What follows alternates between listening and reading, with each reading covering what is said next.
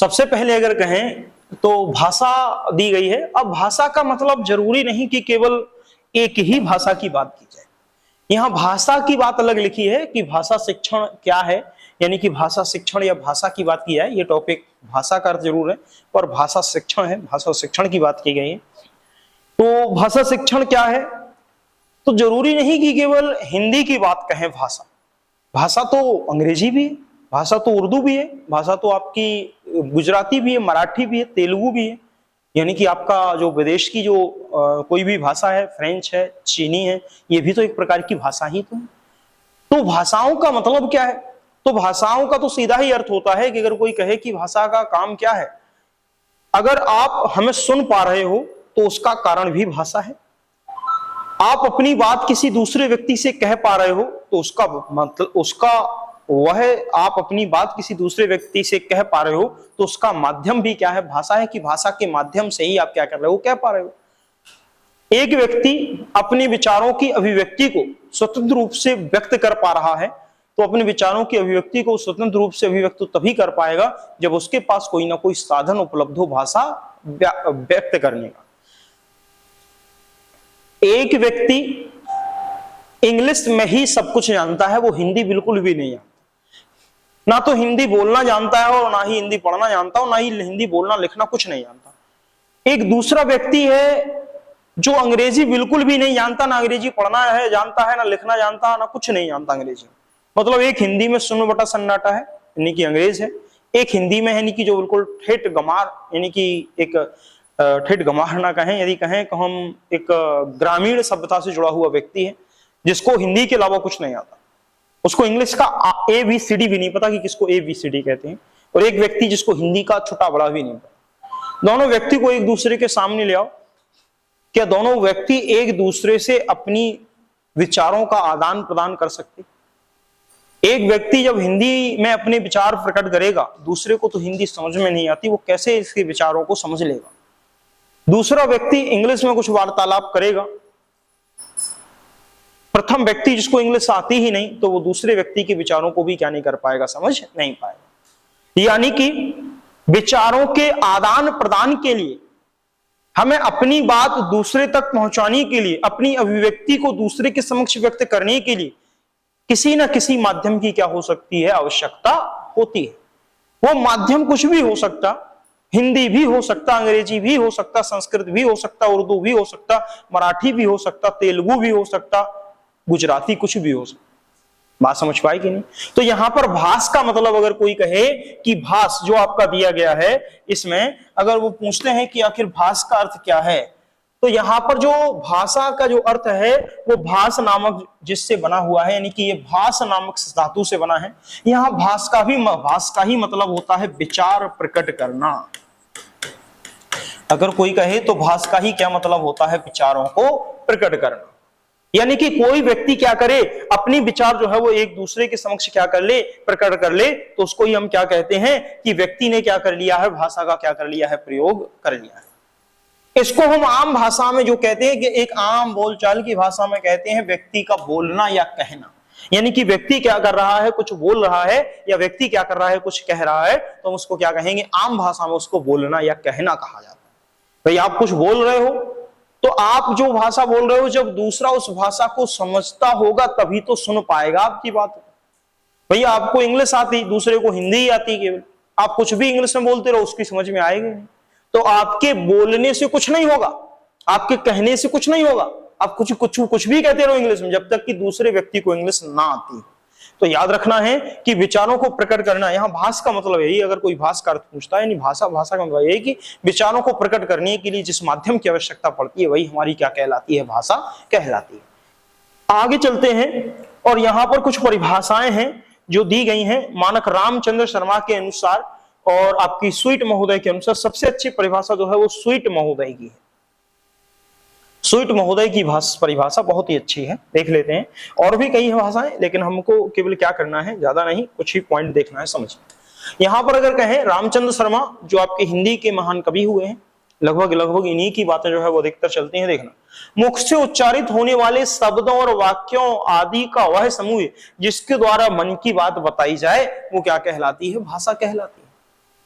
भैया आपको किसी व्यक्ति से कुछ कहना है, ध्यान रखना, आपको किसी व्यक्ति से अगर कुछ कहना है, किसी भी व्यक्ति, जैसे आपको किसी दूसरे व्यक्ति से अपनी बात कहनी है, आपको अपनी बात किसी दूसरे व्यक्ति से कहनी है, दूसरा व्यक्ति आपको अपनी बात अपने शब्दों में समझा सकता है, तो तभी तो समझा पाएगा जब दोनों लोग क्या करेंगे, भाषा का आदान प्रदान करेंगे, जिन दोनों लोगों को क्या आती हो, भाषा आती हो। तो यहां पर यही कहा गया है कि आप मुख से उच्चारित होने वाले जो शब्द वाक्य आदि का वह समूह जिसके द्वारा मन की बात क्या की जाए, बताई जाए, वही तो आपकी क्या कहलाएगी, भाषा कहलाएगी। यानी कि आप जो भी मुख से उच्चारित कर रहे हो, जो भी आप मुख से उत्पन्न कर रहे हो, वो शब्द हो, चाहे वाक्य हो, चाहे उपवाक्य हो, कुछ भी हो, जो भी शब्द उपवाक्य आदि जो भी समूह है, उनके द्वारा जो आप बता रहे हो, अपनी बात कह रहे हो किसी दूसरे से, वही क्या कहलाती है, आपकी भाषा कहलाती है। तो इतना नहीं, परिभाषा नहीं आती है कभी, बस केवल समझने के लिए है। स्वीट महोदय क्या कहते हैं, ध्वन्यात्मक शब्दों के द्वारा विचारों को प्रकट करना ही क्या कहलाता है, भाषा कहलाता है। ध्वन्यात्मक शब्द का मतलब क्या, ध्वन्यात्मक शब्द का मतलब केवल इतना ही है, ध्यान रखना। ध्वन्यात्मक शब्द की अगर बात करें कि कोई अगर पूछ ले कि भैया ध्वन्यात्मक शब्द क्या है, या अगर कोई आपसे ये पूछ ले कि ध्वन्यात्मक शब्द होता क्या है, तो ध्वन्यात्मक शब्द का मतलब है जिनसे ध्वनि उत्पन्न हो रही हो। भाई हम यहां पर कुछ बोल रहे हैं तो ध्वनि उत्पन्न हो पा रही है, तभी तो आप सुन पा रहे हो। तो ये जो शब्द है ये ध्वन्यात्मक शब्द ही तो है। आपने किताब में कुछ लिख दिया है, उसमें थोड़ी ना ध्वनि उत्पन्न हो रही है। तो ध्यान रखना है कि जो बोले जा रहे शब्द हैं, मुख के द्वारा जो उच्चारित किए जा रहे हैं, वह आपके किस प्रकार के शब्द कहलाएंगे, ध्वन्यात्मक शब्द कहलाएंगे। तो यहां पर यही तो कह रही है स्वीट, ध्वन्यात्मक शब्दों द्वारा विचारों को प्रकट करना ही क्या कहलाता है, भाषा कहलाता है। हमें इस कंसेप्ट को समझाना है तो ध्वन्यात्मक शब्दों द्वारा अपने विचारों को आपके समक्ष क्या करना पड़ेगा, प्रस्तुत करना पड़ेगा या प्रकट करना पड़ेगा, तभी हम आपकी अपनी बात क्या कर सकते हैं, आपको समझा सकते हैं। तो याद रखना, स्वीट महोदय की परिभाषा अच्छी है। पूछा जाता है ध्वन्यात्मक शब्दों द्वारा विचारों को, ये विकल्पों में आते हैं, ये नहीं आते कि परिभाषा पूछे कोई, तो सीटेट कभी परिभाषा पूछता ही नहीं है, अब तो यूपी टेट भी नहीं पूछता। चलिए, यदि ये कहें तो ये भी आम भाषा है। मनुष्य के मन के भाव विचारों को आदान प्रदान करने के लिए जिस माध्यम की आवश्यकता पड़ती है, वह भी आपकी क्या कहलाएगी, भाषा ही कहलाएगी। बात समझ पाए? तो भाषा के बारे में अगर देखें कि अगर एक प्रकार से आप कह सकते हैं कि भाषा क्या है, तो आप एक सरल रूप में अगर देखें, एक व्यक्ति अपने विचारों को प्रकट करने के लिए या अपनी भावों को व्यक्त करने के लिए या अपने विचारों या भावों का आदान प्रदान करने के लिए जिस भी माध्यम का प्रयोग करता है या जिस भी माध्यम की उसको आवश्यकता पड़ती है, वही आपका क्या कहलाता है, भाषा कहलाता है। आपको ये जनरल याद रखनी है।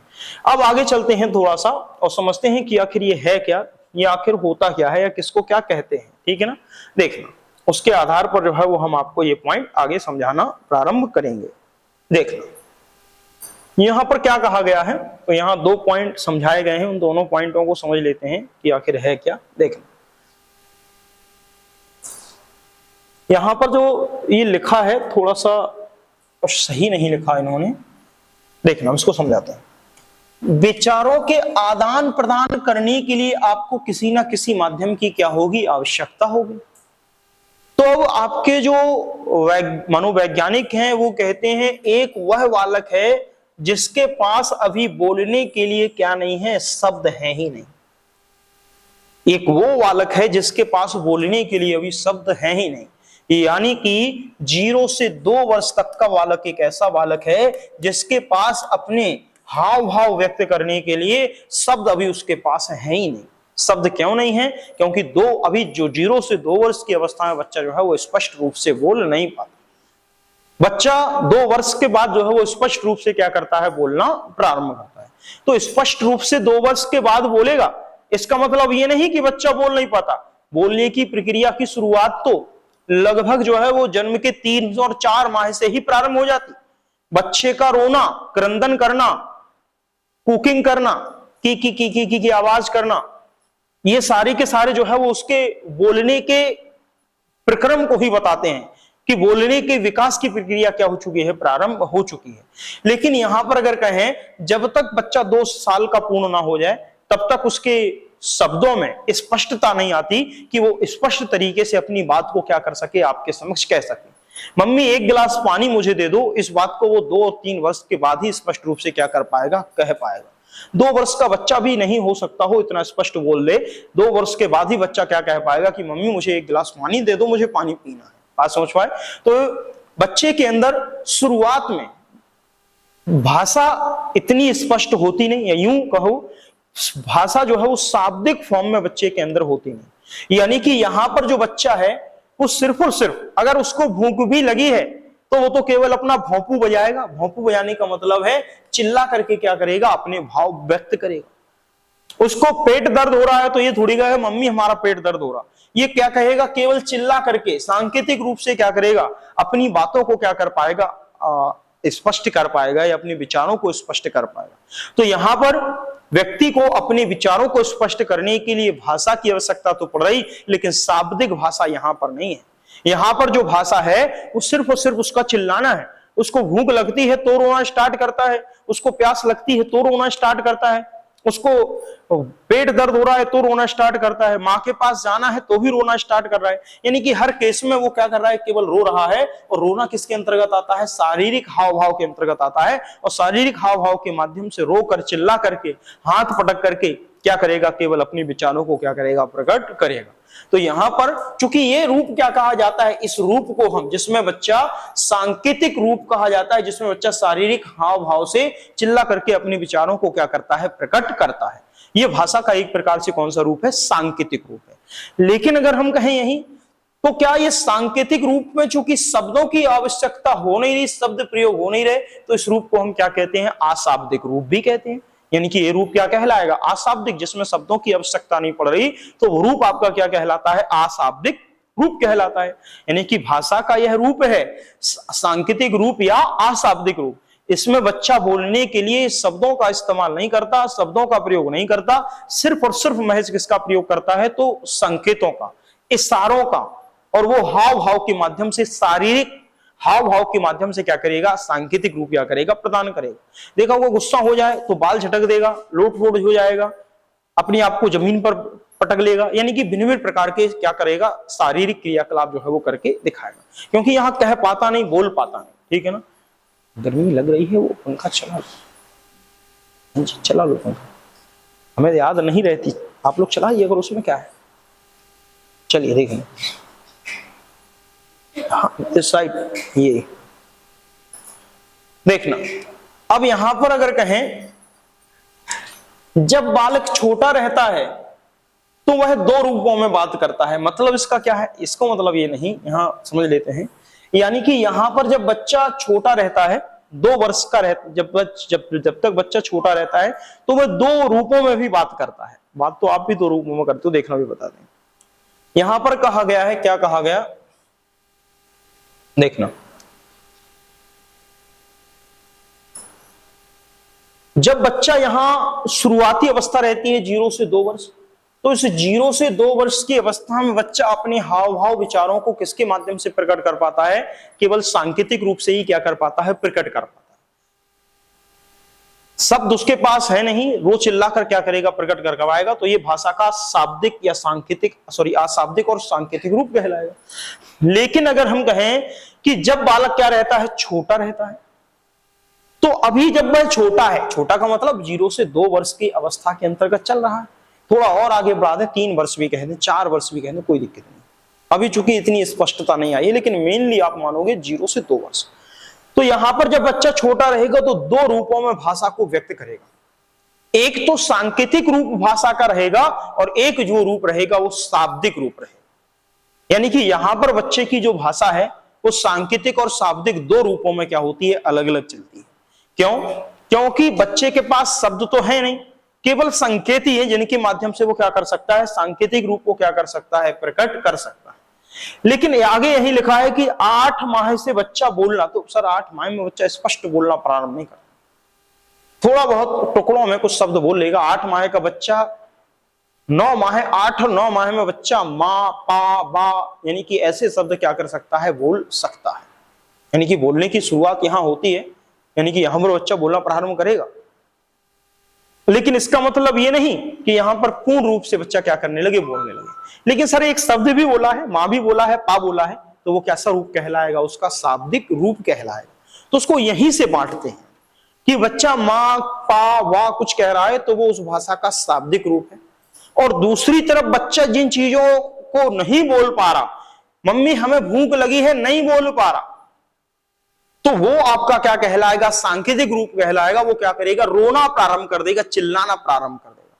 तो जब बच्चा छोटी अवस्था में होता है, 0 से 2 वर्ष की अवस्था में होता है, तो भाषा के 2 रूप चलते हैं, एक सांकेतिक रूप और एक आपका शाब्दिक रूप।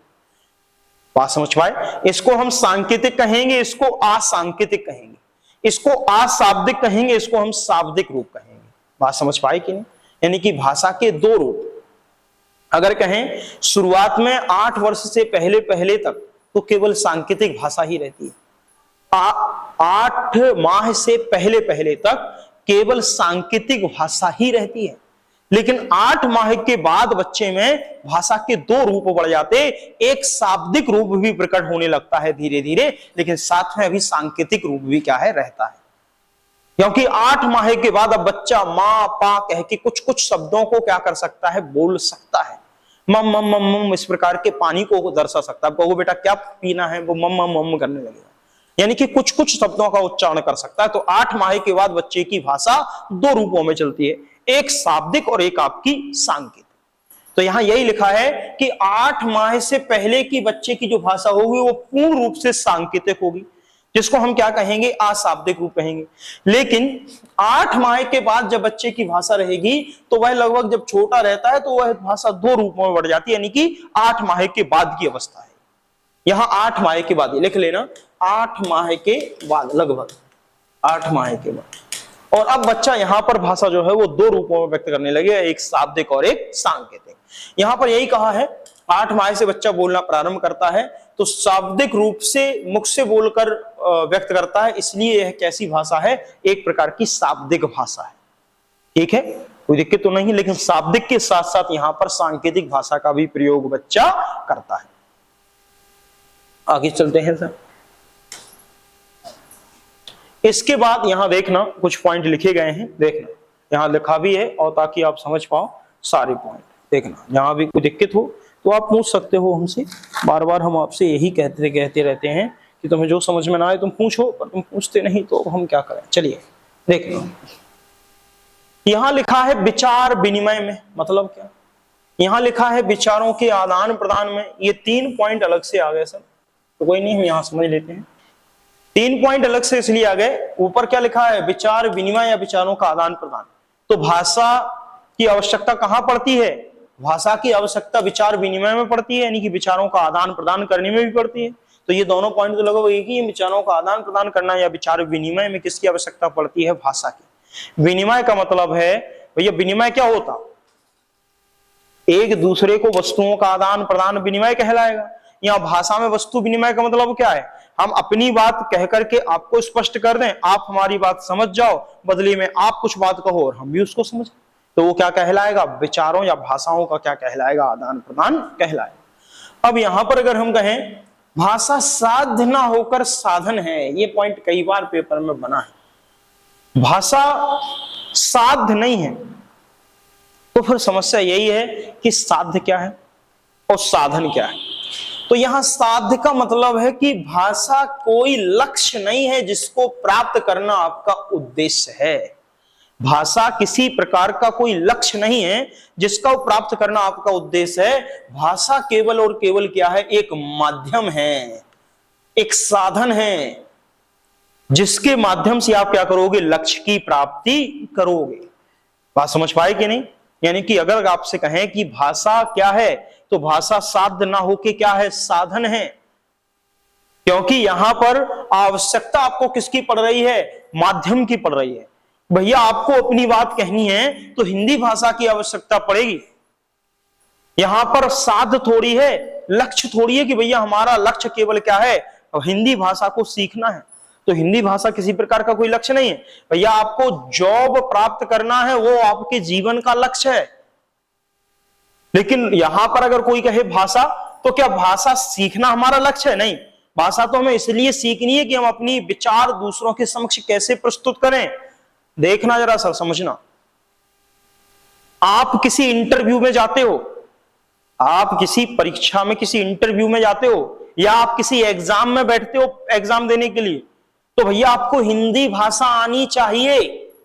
क्यों? हिंदी भाषा आएगी तभी तो तुम साइकोलॉजी के प्रश्न और गणित के प्रश्न पढ़ पाओगे, और जब साइकोलॉजी गणित के प्रश्न पढ़ पाओगे तभी तो उन प्रश्नों को पढ़ करके समझ करके उत्तर टिक कर पाओगे, तब जाके तुम लक्ष्य की प्राप्ति करोगे। तो लक्ष्य प्राप्ति में सहायता किसने की, साधन का काम किसने किया? भाषा ने। बात समझ गए? कुछ लोग मीडियम हिंदी लेते हैं, भाई साहब हमारा मीडियम हिंदी है, कुछ लोग अंग्रेजी मीडियम में पेपर दे देंगे, हमारा माध्यम अंग्रेजी माध्यम में पेपर देंगे, तो वो एक प्रकार का उनका भाषा का चयन है। तो भाषा केवल साधन होगी, साध्य नहीं होगी। यानी कि भाषा जो है वो लक्ष्य प्राप्ति में आपको साधन का काम करेगी, माध्यम का काम करेगी, ना कि आप उसको क्या कह दें, साधन कह दें। बात समझ पा रहे कि नहीं समझ पा रहे? तो याद रखना कि अगर यहां पर कोई कहे कि भाषा जो है वो साध्य ना होकर क्या है, साधन है, तो ये पॉइंट आपका सही है।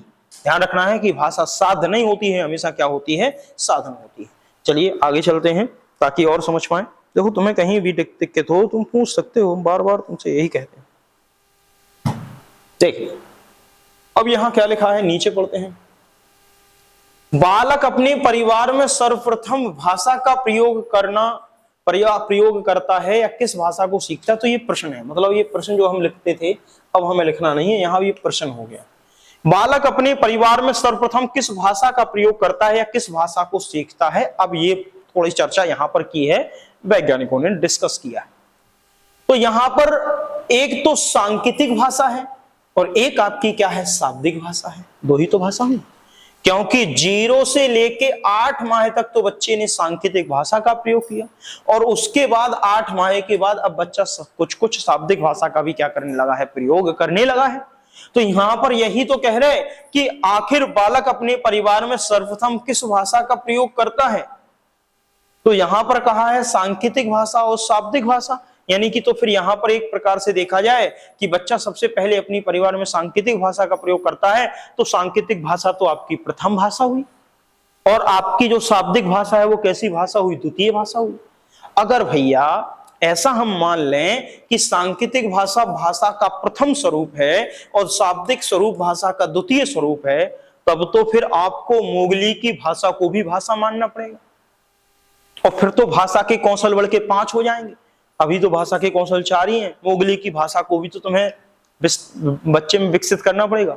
किस प्रकार से मोगली अपने इशारे देता था जानवरों को, किस प्रकार से मोगली के इशारे जो है वो जानवर समझ जाते थे, वो सब सांकेतिक भाषा में ही तो प्रयोग करते थे। बात थोड़ी करता था, वो तो केवल संकेत देता था, उन संकेत का ही मतलब वो समझ जाते थे जानवर की क्या है। तो फिर तो तुम्हें मोगली की भाषा भी पढ़नी पड़ेगी अगर तुमने सांकेतिक भाषा को प्रथम भाषा मान लिया। बात समझ पा रहे कि नहीं? तो फिर ऐसा कहना तो गलत है, हम सांकेतिक भाषा को प्रथम भाषा नहीं मान सकते, सांकेतिक भाषा को हम प्रथम भाषा नहीं मान सकते। यहाँ पर ये प्रश्न है, प्रश्न को डिस्कस किया गया, फिर उसका नीचे विरोध किया गया। यहाँ क्या था, अपने बालक अपने परिवार में सर्वप्रथम किस भाषा का प्रयोग करता है या किस भाषा को सीखता है? तो क्या सांकेतिक भाषा को सबसे पहले सीखता है, क्या शाब्दिक भाषा को सबसे पहले सीखता है? तो अभी तो यही समझ में आया कि 0 से 8 वर्ष में सांकेतिक भाषा को सबसे पहले सीखता है। तो सांकेतिक भाषा को अगर सबसे पहले सीख रहा है या सांकेतिक भाषा का सबसे पहले प्रयोग कर रहा है, भैया एक बच्चा जो 0 से 2 वर्ष के अवस्था में था वो 1 माह का था 1 माह का, तो 1 माह का अगर था, उसको अगर भूख लगी थी तो उसने मम्मी को कैसे संकेत दिया, भौंकू बजाकर, चिल्लाकर। तो कौन सी भाषा हुई, सांकेतिक भाषा। तो उसने अपने परिवार में सबसे पहले किस भाषा का प्रयोग किया, सांकेतिक भाषा का। तो ऐसे तो प्रथम भाषा फिर सांकेतिक भाषा हुई, और द्वितीय भाषा क्या हो गई, आपकी शाब्दिक भाषा हो गई। तो फिर क्या ये कहना सही है? तो वो कहते हैं नहीं, अब जब बालक बोलना शुरू करता है, देखना समझना, देख, अरे यार इसमें तो काट ही दिया ही नहीं है, कोई बात नहीं, हम समझा रहे इसका मतलब क्या है। देखो कुछ नहीं, उसमें दिया ही नहीं है, नीचे व्याख्या कुछ सुनो, हमी ने नहीं दी होगी लिखनी है। देखो यहां पर उन्होंने कहा भाषा का प्रथम स्वरूप तो सांकेतिक भाषा है, और दूसरा स्वरूप फिर आपका क्या होगा, द्वितीय भाषा होगी कि नहीं होगी। तो फिर एक प्रकार से देखा जाए कि प्रथम स्वरूप अगर सांकेतिक भाषा को मान लिया जाए और द्वितीय स्वरूप अगर शाब्दिक भाषा को माना जाए, तो फिर सांकेतिक भाषा का भी विकास बच्चे में क्या करना पड़ेगा, क्यों? क्योंकि सांकेतिक भाषा तो एक प्रकार की मोगली की जो भाषा है वो सांकेतिक भाषा ही तो है। वो भी बच्चे के अंदर हमको क्या करनी पड़ेगी, डेवलप करनी पड़ेगी कि बच्चा उस भाषा को भी क्या कर जाए, बोलना सीख जाए और उस भाषा का भी क्या करने लगे, बच्चा अच्छी तरह से उपयोग करने लगे।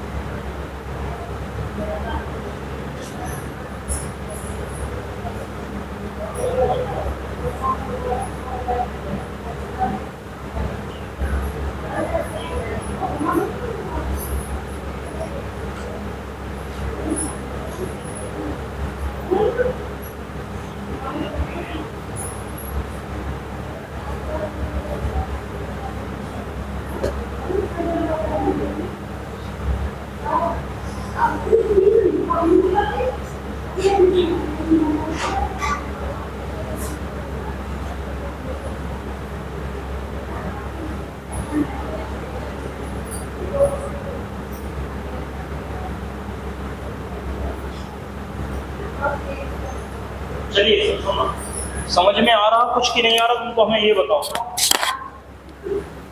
ठीक है, चलिए सुनना सर। अब यहां पर क्या कहा आपसे, तो यही तो बताया केवल सर कि एक प्रकार से देखा जाए कि बालक अपने परिवार में सर्वप्रथम किस भाषा का प्रयोग करता है या किस भाषा को बोलना शुरू करता है। एक मिनट एक मिनट एक मिनट, ठीक है सुनना। अगर यहां पर यह कहा जाए, सुनना क्या कहा गया कि एक बच्चा जो है वो सबसे पहले घर परिवेश में सर्वप्रथम किस भाषा का प्रयोग करता है, तो यहां सांकेतिक भाषा प्रथम भाषा और द्वितीय भाषा शाब्दिक भाषा। अगर भैया शाब्दिक भाषा को द्वितीय भाषा मान लें और सांकेतिक भाषा को प्रथम भाषा मान लें, तो फिर अगर सांकेतिक भाषा को अगर प्रथम भाषा मानोगे तो मोगली की भाषा भी तुम्हें पढ़नी पड़ेगी, ऐसा तो है नहीं। तो फिर सांकेतिक भाषा को हम प्रथम भाषा नहीं मानते, हम फिर प्रथम भाषा किसको मानेंगे, क्योंकि हमारे जो कौशल विकसित किए गए हैं वो केवल 4, और वो सारे के सारे कौशल किस पर आधारित है, शब्दों पर आधारित है, कोई भी सांकेतिक कौशल नहीं है। यानी कि तो फिर हम भाषा का वास्तविक रूप किसको मानेंगे, भाषा का वास्तविक रूप मानेंगे हम शाब्दिक भाषा को। बात समझ पाए, भाषा का जो वास्तविक रूप होगा वो शाब्दिक रूप ही क्या कहलाएगा, भाषा का प्रथम और वास्तविक रूप कहलाएगा। अगर कोई पूछे भाषा का प्रथम वास्तविक स्वरूप क्या है या वास्तविक रूप क्या है, तो शाब्दिक रूप ही भाषा का प्रथम रूप है। सांकेतिक भाषा का जो सांकेतिक रूप है या सांकेतिक भाषा जो है वो भाषा का प्रथम रूप नहीं है। यानी कि सांकेतिक भाषा को बच्चे को सिखाया नहीं जाता, पढ़ाया नहीं जाता। लेकिन फिर अगर हम ये कह दें तो फिर क्या हम सांकेतिक भाषा को पूर्ण रूप से नकार दें कि सांकेतिक भाषा की कोई आवश्यकता नहीं है, तो नहीं, आप सांकेतिक भाषा को भी पूर्ण रूप से नकारोगे नहीं।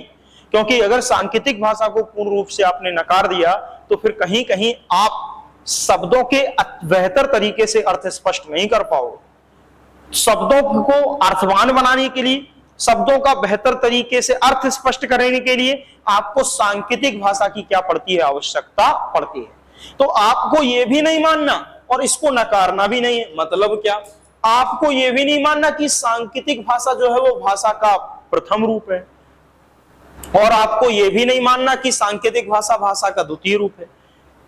लेकिन हमको मानना यह है कि जो सांकेतिक भाषा है वो भाषा का प्रथम रूप तो नहीं, भाषा का वास्तविक और प्रथम रूप तो शाब्दिक भाषा ही है।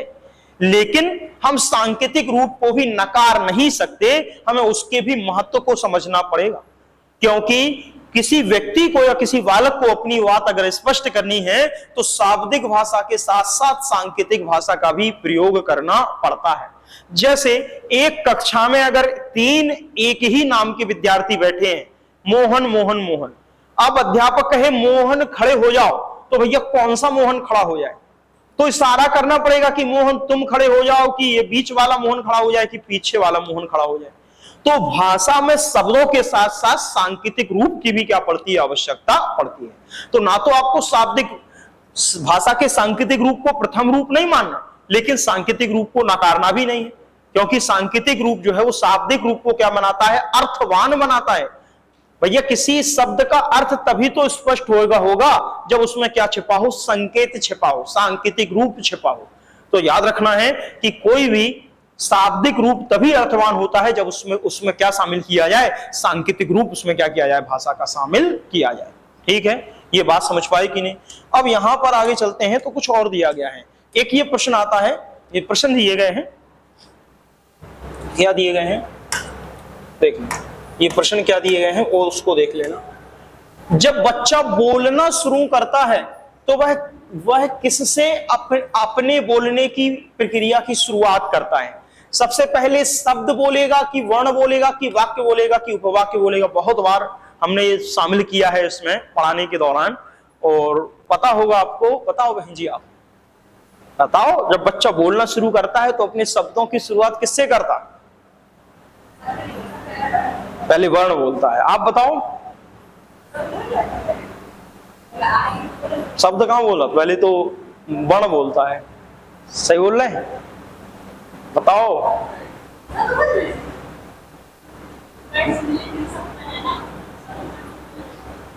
बताओ बहन जी, क्या बोलता है? सेकंड। बताओ, आपसे पूछ रहे, वर्ण बोलेगा, शब्द। तो ये वर्ण गलत है और शब्द सही है, इसलिए पूछा है। अब कोई कैसे, अब दिमाग ठनका तो दिमाग की बत्ती जलाओ, मेंटोस खाओ। सुनो कैसे देखना सर, बच्चा जब बोलने की शुरुआत करता है तो बोलने की प्रक्रिया में सबसे पहले शुरुआत किससे करेगा बोलने की? भैया पहले छोटा बड़ा थोड़ी बोलता, कक्षा 1 में जाके अध्यापक सिखाते छोटा बड़ा, मम्मी सिखाती उसको छोटा बड़ा। सबसे पहले वो बोलता है माँ पा दा, यानी कि सबसे पहले शब्द बोलता है वो, ना तो वर्ण ना वाक्य ना उपवाक्य। शब्दों में आएगा, माँ जो है वो वर्ण नहीं आएगा, वो शब्द में आएगा। ध्यान रखना, माँ ये होता है और वो अपनी माँ को पुकार रहा है तो वो शब्द आता है माँ। क्या क्या क्या? हाँ, पा भी बोल दे, कोई नहीं, पा बोल दे, दा बोल दे। ये माँ पा दा का मतलब ये है कि ये अपूर्ण है, लेकिन ये पूर्ण क्या बनते हैं, शब्द बनते हैं, इनको वर्ण नहीं कहते। ठीक है ना? हाँ, वो बात ठीक नहीं है, यही ठीक है बहन जी। आप छोटा बड़ा कब पढ़ते हो? जो वर्णमाला है वो वर्ण है, वो जब पढ़ते हो जब कोई उसको सिखाए बाद में, लेकिन वो शुरुआत करता है बोलने की तो वो शब्दों से करता है, ना कि वाक्य से, ना उपवाक्य से। इसको ध्यान रखना है। चलिए देखना, अब इसके बाद आगे चलते हैं। यहां तक कि यह भी कहा है कि शब्दों में जो शब्द होते हैं सबसे पहले मुख्य रूप से विशेषण का प्रयोग वह करता है। यानी कि अगर शब्दों में भी शब्द देखें तो मुख्य रूप से वह विशेषण का प्रयोग करता है। यानी कि विशेषण का मतलब है, अगर स्पष्ट शब्द बोलेगा तो नीला काला ऐसे शब्दों को वो क्या करेगा, सबसे पहले बोलना प्रारंभ करेगा। यानी संज्ञा सर्वनाम क्रिया विशेषण में भी विशेषण शब्दों को बालक सबसे पहले बोलना क्या करता है, प्रारंभ करता है। क्योंकि विशेषण शब्द आसानी से बच्चे से क्या किए सकते हैं, बोले जा सकते हैं। नीला, काला, हरा, पीला ये जल्दी जल्दी बोल लेगा। लेकिन किसी का नाम कहो तो मम्मी वो बाद में, माता वो जो है वो स्पष्ट बाद में बोल पाए, पापा स्पष्ट बाद में बोल पाए, लेकिन विशेषण शब्दों को बोलना जल्दी प्रारंभ कर देगा। तो याद रखना है यहां पर। चलिए अब चलते हैं आगे। यहां तक बात समझ गए हो, अब यहां पर आगे चलते हैं, ठीक है ना। देखना अब यहां से फिर समझते हैं और सारे पॉइंट जो है वो क्लियर करते हैं। देखना अभी तो इसको पढ़ना है और अभी नहीं रुकना है, अभी तो तुम सुनते रहो चुपचाप, हम बोलते चल रहा है, ठीक है ना। देखना यहां पर कहा है कि जो कुछ शब्द बालक सुनता है। अब देखना यहां पर बच्चे ने जो शब्द सुने कानों में, समझना, तो जो भी शब्द सुन रहा है वो सारे के सारे सभी शब्द बालक के मस्तिष्क में सिर्फ विचारों के या संप्रत्यय के रूप में ही क्या है रहते हैं। यानी कि जो शब्द हैं, मम्मी, पापा, पिता, दादा, दादी, पानी, कबूतर, आम, ये सारे शब्द जो है वो मस्तिष्क में किसके रूप में रहेंगे? संप्रत्यय के रूप में। अरे बर्तन को बर्तनों के कॉलम में संप्रत्यय के रूप में ही तो जोड़ता जाता। तो यहां पर जो शब्द जो बालक सुन रहा है, उन शब्दों को, सभी शब्दों को अपने मस्तिष्क में सिर्फ और सिर्फ विचारों और संप्रत्यय के रूप में क्या करता रहता है? स्टोर करता रहता है।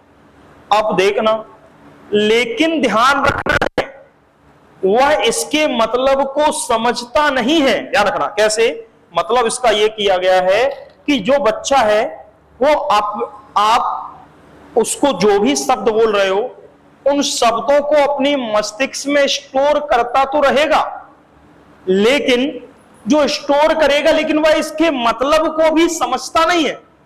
इसका मतलब क्या है? इसका मतलब यह है, ये सीधी लाइन लिख दी उन्होंने, इसका मतलब यह है जो शब्द रहेंगे, तुमने पानी कहा, तुमने किताब कहा, तुमने मोबाइल कहा, तुमने कुछ भी कहा, जब तक तुम केवल शब्द का इस्तेमाल कर रहे हो तब तक बच्चा उस शब्द को अपने मस्तिष्क में संप्रत्यय या विचारों के रूप में स्टोर नहीं कर पाएगा। वो कब करेगा संप्रत्यय के रूप में? जब आप शब्द के साथ साथ उस वस्तु को भी क्या करो? साथ में प्रदर्शित करो। बेटा ये मोबाइल है, ये पानी है, ये गिलास है, ये चम्मच है, तब जाके जो शब्द है वो उसके मस्तिष्क में क्या होंगे? संप्रत्यय के रूप में, विचारों के रूप में क्या होंगे? स्थित होंगे बेहतर तरीके से। तो यहां पर यही लिखा है, लेकिन वह इसके मतलब को नहीं समझता। कब नहीं समझता? जब शब्द शब्द के रूप में केवल बच्चे को क्या किए जाए? प्रस्तुत किए जाए। लेकिन जब शब्द के साथ साथ उन शब्दों का सांकेतिक रूप भी प्रस्तुत किया जाए तो वह प्रक्रिया फिर कहलाती है प्रत्यक्षीकरण।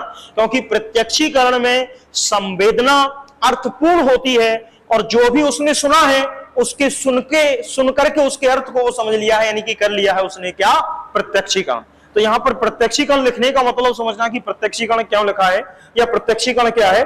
तो यहां पर अभी बच्चा प्रत्यक्षीकरण नहीं करेगा।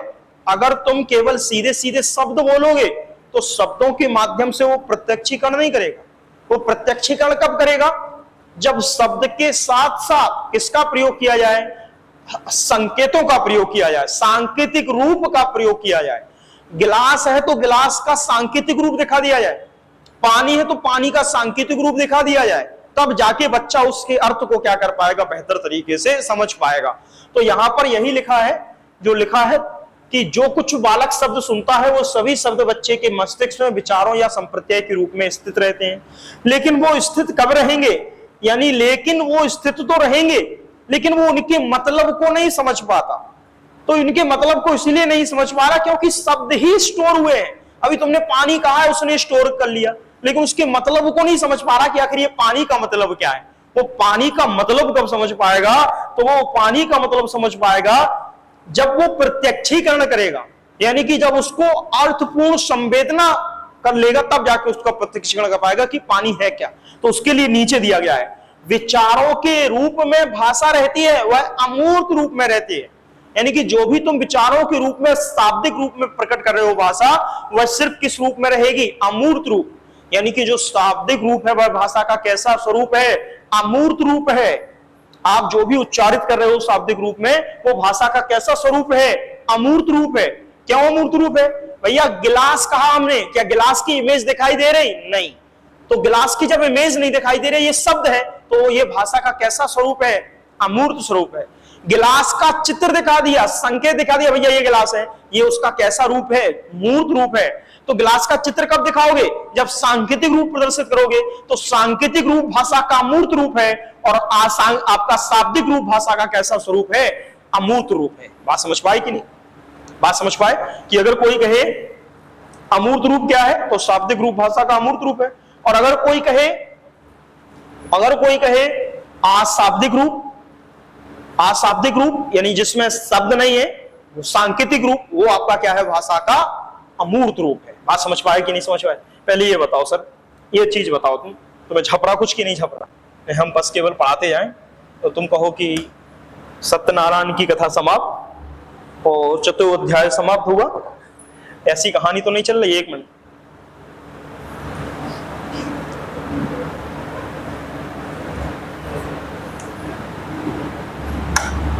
ये कह रहा है महाराज, जो शब्द हैं वो बच्चे के मस्तिष्क में विचारों के रूप में रहेंगे। यानी कि जो शब्द हैं वो बच्चे के मस्तिष्क में किसके रूप में रहेंगे? विचारों के रूप में रहेंगे। ये जो विचारों के रूप में अगर ये केवल शब्द हैं, तो इनका संप्रत्यय तभी बन पाएगा, यानी कि ये विचारों के रूप में या ये संप्रत्यय के रूप में तभी रह पाएंगे जब बच्चा इनके अर्थ को क्या करता हो? समझता हो, यानी कि इनका क्या करता हो? प्रत्यक्षीकरण बच्चे ने कर लिया हो। लेकिन अगर प्रत्यक्षीकरण नहीं किया है, केवल और केवल शब्द तुमने उसको प्रदान कर दिए हैं, तो बच्चा उसके अर्थ को नहीं समझेगा, यानी कि ठीक ढंग से उसका क्या नहीं समझ पाएगा? अर्थ नहीं समझ पाएगा। तो इस केस में अब हम क्या करें? तो इस केस में कहा है कि जो शब्द हैं, इन शब्दों का जो रूप होगा वो कैसा रूप होता है? अमूर्त रूप होता है। कैसा रूप होता है? शाब्दिक रूप जो है वो कैसा रूप होता है? अमूर्त रूप होता है। यानी कि आपका जो शाब्दिक रूप रहेगा भाषा का, वो भाषा का शाब्दिक रूप कैसा रूप कहलाता है? अमूर्त रूप कहलाता है। लेकिन अगर हम यहीं पर सांकेतिक भाषा का प्रयोग कर लें, तो जो सांकेतिक रूप होता है भाषा का, वो कैसा रूप होता है? मूर्त रूप होता है। क्योंकि इसमें भाषा क्या की जाती है? हमको दिखाई देती है चित्र में कि आखिर घोड़ा का चित्र क्या है, हाथी का चित्र क्या है, गिलास का चित्र क्या है। तो सांकेतिक रूप भाषा का मूर्त रूप होता है। ठीक है। फिर अगर हम कहें तो इसमें चूंकि शाब्दिक रूप है, ये अमूर्त रूप है, ये सांकेतिक रूप है, ये मूर्त रूप है। इसी को अगर कहा जाए तो आप कह सकते हो कि ये असंकेतिक रूप है, असंकेतिक रूप है। और ये अगर देखा जाए तो ये आपका अशाब्दिक रूप हो गया। यही तो कह रहे हैं भाई, शाब्दिक अशाब्दिक, सांकेतिक है तो अशाब्दिक होगा, और अशाब्दिक असंकेतिक है तो शाब्दिक होगा। और इसी को हम क्या कह रहे हैं? अमूर्त रूप। और ये क्या है? मूर्त रूप। यानी मूर्त रूप जो है वो आपका सांकेतिक और अशाब्दिक होता है, लेकिन अमूर्त रूप क्या होता है? शाब्दिक और असंकेतिक होता है। ठीक है, कोई दिक्कत तो नहीं है? चलें आगे, देख लो, समझ। अब पीडीएफ लेते हैं वही जहां थे अपन।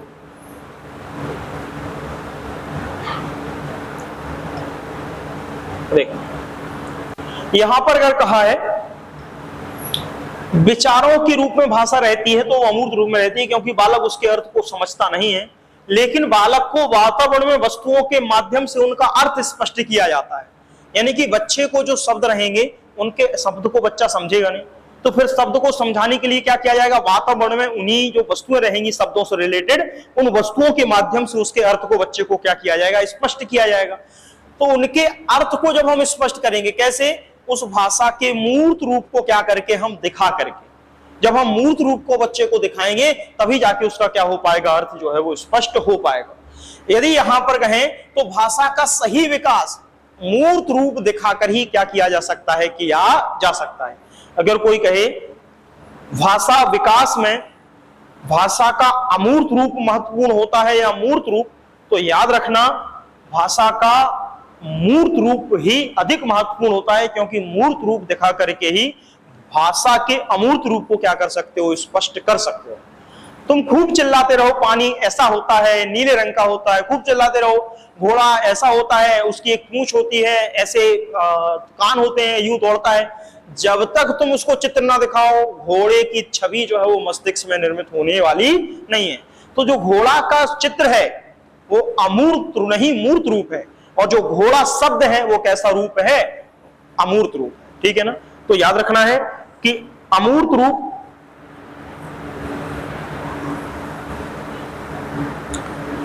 भाषा का सही विकास मूर्त रूप दिखाकर ही क्या किया जा सकता है, बच्चों में किया जा सकता है।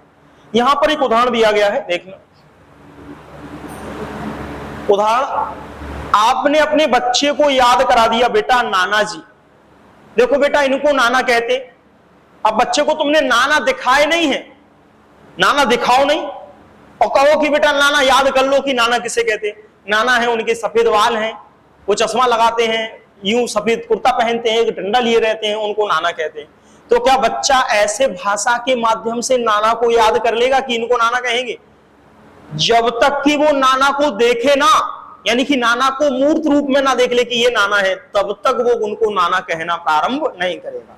बात समझ पाए? तो यहां पर यही कहा है कि आपने बच्चे को अगर याद करा दिया कि बेटा नाना किसे कहते हैं, तो उसे नहीं पता कि नाना कौन है, जब तक कि उसको दिखाकर ना कहा जाए कि बेटा ये देखो ये नाना है, जब तक उस नाना के अर्थ को नहीं समझेगा कि आखिर नाना कौन है। बात समझ पाए? बिल्ली खूब कहते रहो बेटा बिल्ली ऐसी होती है, म्याऊं म्याऊं करती है, जब तक वो खुद ना देख ले म्याऊं म्याऊं करता हुआ तब तक नहीं मानेगा। हमने आपको उदाहरण दिया था साइकोलॉजी में, एक पिताजी बच्चे से कह रहे बेटा चिड़िया उड़ती है। अब बच्चा कह रहा है चिड़िया उड़ती है, पता नहीं पिताजी क्या कह रहे हैं। जब तक वो आंगन में चिड़िया को उड़ते हुए ना देख ले तब तक पिताजी की बात पर विश्वास नहीं करेगा, कहेगा हाँ पिताजी सही कह रहे थे चिड़िया उड़ती है।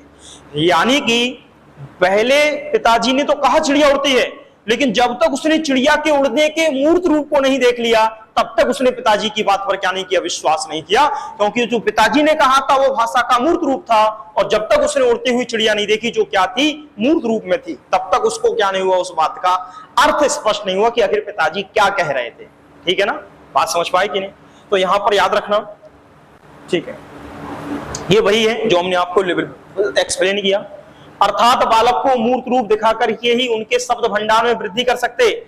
भैया गिलास दिखा दिया, बच्चा गिलास को जानने लगा, चम्मच दिखाया चम्मच को जानने लगा, मोबाइल को दिखाया मोबाइल को जानने लगा, बॉल दिखाई बॉल को जानने लगा, आज घुमाने ले गए बाहर, पेड़ देखा पेड़ को जानने लगा, बस को देखा बस जानने लगा, कार को देखा कार।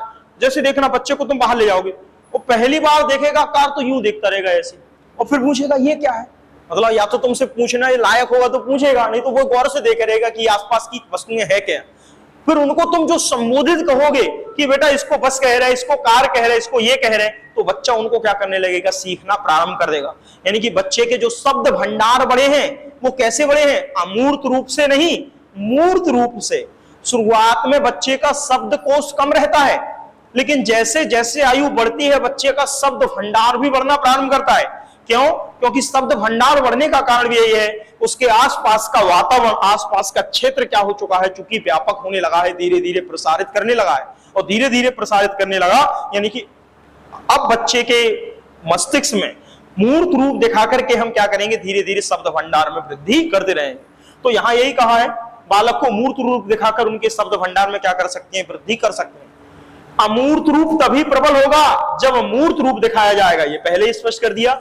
नाना जी खूब कहते रहो, नहीं समझ रहे नाना जी, जब तक कि नाना जी को देख ना ले। तो नाना जी, तो हम तभी नाना जी को नाना जी कहेंगे जब हम उसका कौन सा रूप देख लें, मूर्त रूप देख लें कि किनको नाना जी कहते हैं, कौन सा चश्मा लगा है, सफेद कैसी दाढ़ी है, कौन सा डंडा लिए, तब जाके हम उनको नाना जी कहेंगे। ये भी हमने बताया है, कोई भी शब्द अर्थवान तभी होता है जब उसका मूर्त रूप क्या किया जाए, दर्शाया जाए। क्या किया जाए, उसका मूर्त रूप दर्शाया जाए। इस नियम को क्या कहते हैं, जो ये कहा गया है, पानी शब्द के साथ या गिलास शब्द के साथ गिलास वस्तु को प्रदर्शित करना, चश्मा शब्द के साथ चश्मा वस्तु को प्रदर्शित करना। बात समझ पा रहे कि नहीं? पेन शब्द के साथ पेन वस्तु को प्रदर्शित करना, मतलब साथ में तुम शब्द बोलो अमूर्त, और उसी के साथ साथ क्या प्रदर्शित करो, उस वस्तु का मूर्त रूप। तो एक दूसरे को साथ में ही जोड़ के ही तो दिखा रहे, वो कहलाएगा सहचर्य का नियम, अनुबंधन का नियम। ध्यान करो, यहां पर यही तो कहा है, अनुबंधन का नियम या सहचर्य का नियम या सहचार्यता का नियम। आगे समझाते हैं, स्किनर महोदय ने इसको दिया है सहचार्य के नियम को। अभी दिखा रहे कैसे सहचार्य के नियम को स्किनर ने दिया है, यहां आप समझ लें, पहले देखना समझना। तुम्हें जहां दिक्कत हो तुम पूछना, हम तुम्हें समझाएंगे। सर सारे पॉइंट तो कह रहे हैं। यहां देखना, यहां अगर कहा जाए, अरे ये भैया ने उल्टा सीधा कर दिया, या हो सकता हमसे गड़बड़ हो गया है। ये देखो वो लाइन हम जो कह रहे थे वो यहाँ आ गई, हमसे छूट गई। सबसे बड़ा प्रश्न भाषा का रूप किसे माना जाए, तो ध्यान रखना है कि आपने सांकेतिक भाषा को भाषा का रूप मान लिया, तो मोगली की भाषा जो हम बोल रहे थे वो अधिकतर लिखा है आपकी पीडीएफ में, मोगली की भाषा माननी पड़ेगी। मोगली अपने विचारों को सांकेतिक रूप से प्रकट करता था, लेकिन अधिकतर वैज्ञानिकों ने, विद्वानों ने मोगली भाषा का विकास नहीं माना, यानी मोगली भाषा में भाषा का विकास नहीं माना। तो फिर भाषा का वास्तविक रूप शाब्दिक ही होता है, ठीक है। क्योंकि यदि हम भाषा का स्वरूप सांकेतिक मानेंगे तो हमें फिर 5 कौशल पढ़ने पड़ेंगे, लेकिन हम 5 नहीं 4 ही कौशल पढ़ते। और 4 कौशल कौन से? सुबोपाली, सुनना, पढ़ना, लिखना, बोलना, यानी कि सुनना, बोलना, पढ़ना, लिखना का ही क्या करते हैं? उपयोग करते हैं। तो ये यहां जुड़ गई है वो लाइन जो वहां आपको समझानी थी, हमने भी ध्यान नहीं दिया। तो कोई बात नहीं सर, हो गया तो हो गया, क्या कर सकते, ठीक है ना। इसके बाद तो फिर ठीक है, ये बीच में आ गई है वो लाइन, कोई बात नहीं। चलिए देखते हैं हम क्या गड़बड़ हुआ।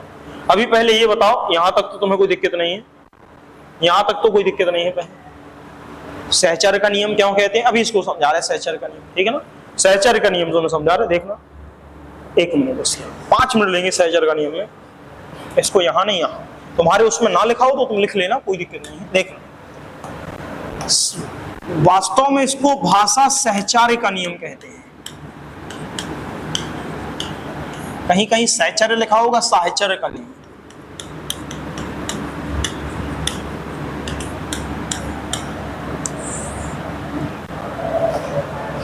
देने वाले कौन थे? स्किनर महोदय। इनके द्वारा 3 शब्द दिए गए, कौन कौन से लिख लेते हैं। सबसे पहले अनुकरण,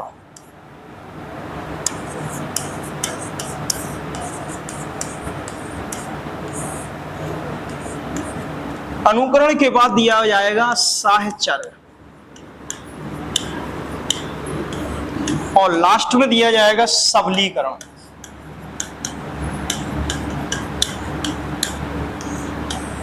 ये कहते हैं बच्चा 3 माध्यमों से ही क्या करता है, इसी माध्यम से क्या करता है, भाषा को सीख पाता है या समझ पाता है, या शब्दों को बोलना समझ पाता है। देखना कैसे बच्चे के अंदर भाषा का विकास इसी माध्यम से होता है, ठीक है ना। देखना, चलिए समझना, समझाते हैं तुम्हें। ये स्किनर महोदय ने दिया है, साइकोलॉजी में से है, लेकिन चूंकि हिंदी में भी आपका आता है तो कहीं भी पढ़ लो, एक ही बात है। देखना, समझते हैं है क्या, सुनना।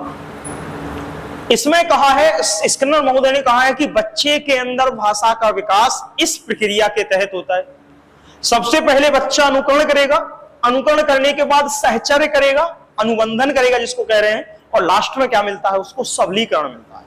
इसके माध्यम से ही बच्चे के अंदर क्या हो पाती है, भाषा विकसित हो पाती है। देखना, जैसे एक पिताजी थे, पिताजी ने अपने बच्चे से कहा, अपने बालक से कहा, जाओ बेटा टेबल पर हमारा चश्मा रखा हुआ है, उठा लाओ, हमारा चश्मा रखा हुआ है, उठा लाओ।